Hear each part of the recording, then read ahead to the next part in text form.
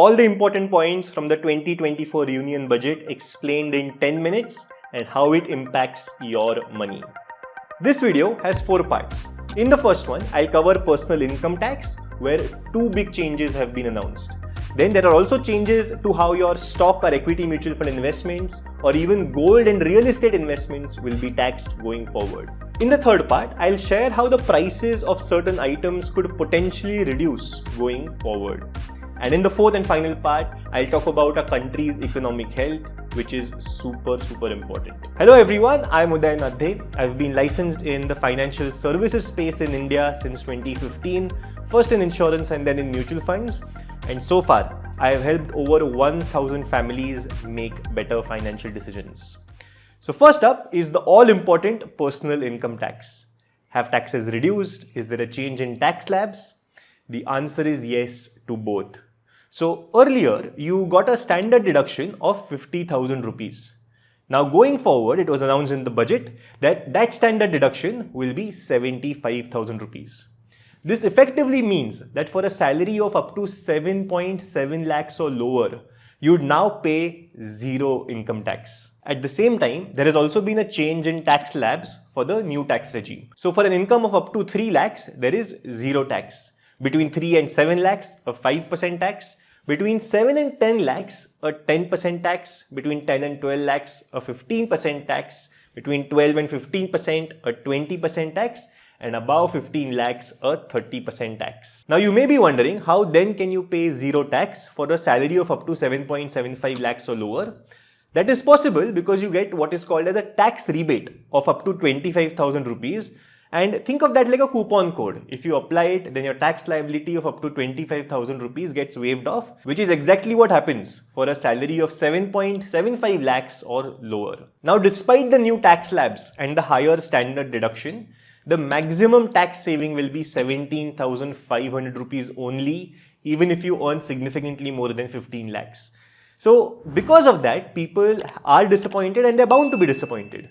But if you think about it, this is the first year of this government's term. So expecting very popular measures was anyway not really on the cards. And there are absolutely no changes to anything in the old tax regime. The second big change is regarding how your investments get taxed. Let's start with stocks or equity mutual funds. So the tax that you need to pay on your investment profit is based on how long you have stayed invested for.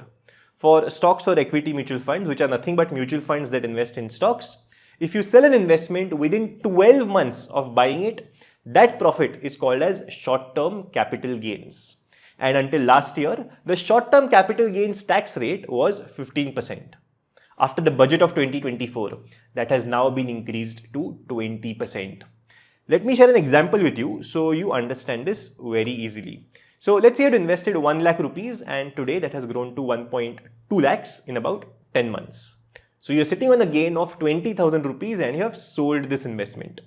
Now, because you've sold this investment within 12 months of buying, this profit is classified as short-term capital gain. Now, earlier, you would have had paid a tax of 15% on this profit, that is 15% of 20,000, which is 3,000 rupees. But now, you would pay a tax of 20% on the gains, that is 20% of 20,000, which is 4,000 rupees. And remember, this tax only has to be paid if you sell an investment. It's not applicable if you keep holding something without selling it. Then, to further curb short-term and speculative trading, which the government, the RBI and even the SEBI has been concerned about, the securities transaction tax on futures and options has also increased. The STT on futures will increase from 0.0125% to 0.02%. And the STT on options will increase from 0.625% to 0.1%. Both these moves are aimed at reducing short-term investments and encourage longer holding periods, which to be honest, I don't really mind. But what I'm not at all happy with is a change in the long-term capital gains tax rate. It has been increased from 10% earlier to now 12.5%. This also comes with one more important change, so I will share an example to explain it. So let's say your investment of 1 lakh has grown to 5 lakhs in 10 years. That's a gain of 4 lakh rupees. Now, because you invested more than a year ago, this entire gain is classified as long-term capital gain. Now, before this budget, you would have gotten 1 lakh of tax-free long-term gain every single year. So even if your profit that you had booked was 4 lakhs, you would have been taxed on 4 lakhs minus 1 lakh, that is 3 lakhs. And the tax rate was 10%, so your total long-term capital gains tax would have been 10% of 3 lakhs, that is 30,000 rupees.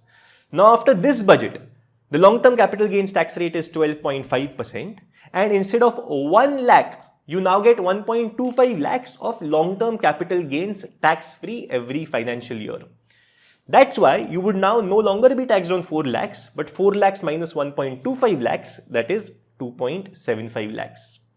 At a 12.5% tax rate, you would pay a long-term capital gains tax of about 34,375 rupees. Now I'll share my screen so that you get an idea as to how this tax that you have to pay changes based on your investment amount and profit. So this was the example that I showed. You essentially pay about 4,375 rupees extra in taxes. Now let's say instead of 5 lakhs, your investment has grown to 20 lakhs. Okay, and over maybe a 15-year period.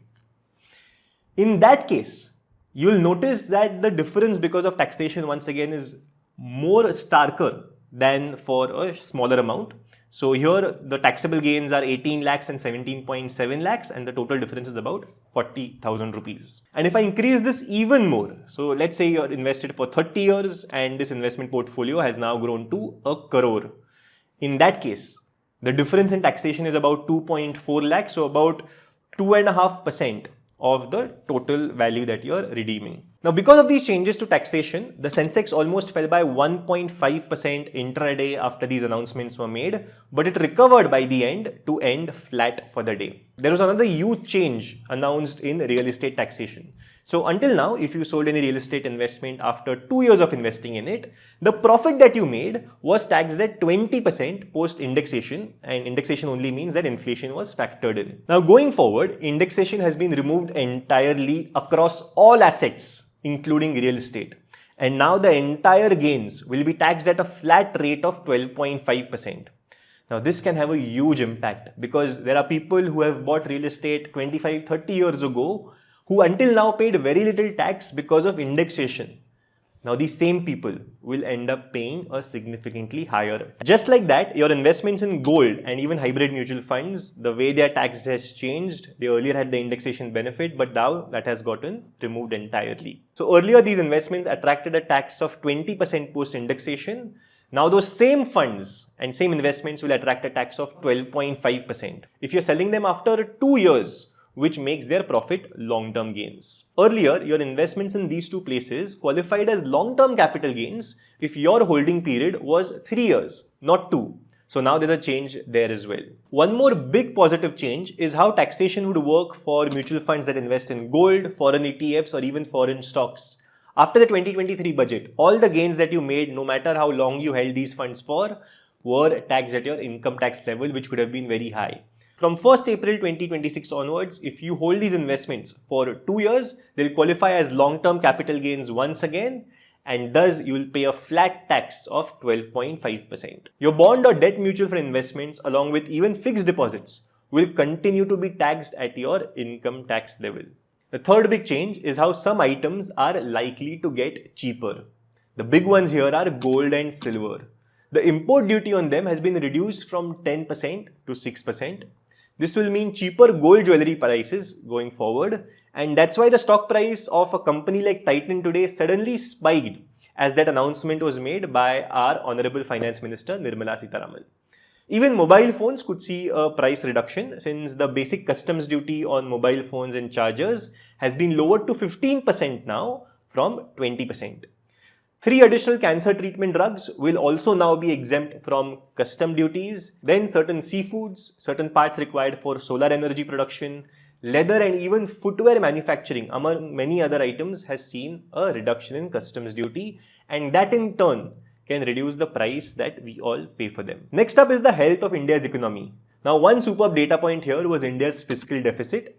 Think of fiscal deficit as nothing but the difference between the government's total income and its total expenditure. Ideally, the lower this number, the better. and it was expected to be around 5.1%, whereas it was actually 4.9%. And I know that may seem like a very small difference, but it's huge because it signals that our economy is getting healthier.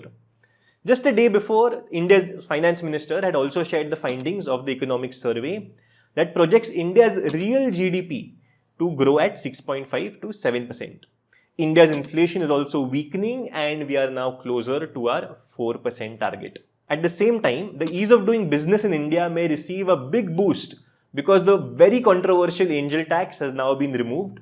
This makes investing in startups more accessible and transparent to investors across the world. It can have a big and positive impact on the long-term health of India's startup ecosystem. I've shared the main highlights of the budget in this video, especially through the lens of how it affects your money. There's a lot more to unpack and you can read about the budget through the various resources that I've shared in the description, including the actual finance bill of 2024. Tell me if this was helpful in the comments and I'll catch you in the next one.